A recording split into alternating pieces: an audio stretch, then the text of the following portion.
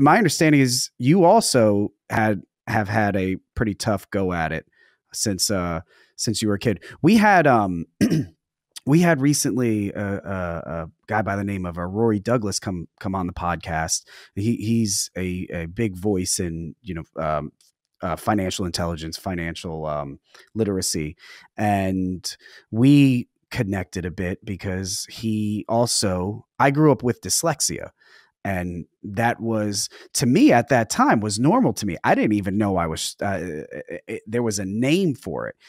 And then when they told me that, I never really clicked with me what that was. And even to this day, I have to deal with it.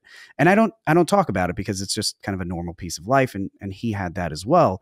And now he's dealing in finance, numbers, which I have the most struggle with. But my understanding is that you had more than a few illnesses, I guess you'd say, growing up. Am I right? 100%. I remember at age 11, I was diagnosed with linear sequential learning disability. And so I was having all types of problems. I could look at the blackboard in the classroom, I could look at my notebook, and I could write notes. But nothing that I saw on the board matched what I wrote in the book. And then when I'd read out what I wrote, it was all in this big jumbled mess. And I remember the kids just laughing, but it was making sense to me. So you're saying if you're looking up at a board, like I guess maybe say, the ABCs right on the board, and you would see that, you would write that down, your ABCs, but it wouldn't be accurate. Wouldn't go down in the right order and sequence. Really? It'd be all jumbled up. So the teacher thought this was a little bit strange, and then I got diagnosed with linear sequential learning disability. But the interesting thing was when they started to look at my IQ was incredibly high. It was 130 something, the IQ. So it was a high IQ, but there was this gap. And so I started to have these migraine headaches. I couldn't see properly and I couldn't hear properly. I'm trying to learn guitar. And my mum kept noticing I just kept repeating mistakes over and over and again. And it was like I was getting perfect at the mistakes. So they took me to a couple of other doctors, started to do x-rays. My spine was twisted. My hips were out of alignment. And then the platelets in the cranial were pushing down on the left and right hemispheres of the brain. And this was creating a vision impairment. So although I had perfect 20/20 vision, I had an impairment because there was so much pressure in the brain. And when the information was coming in, it was getting disrupted.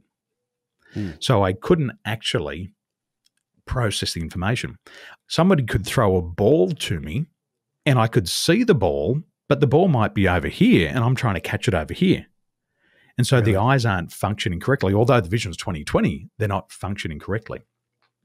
I'm playing music.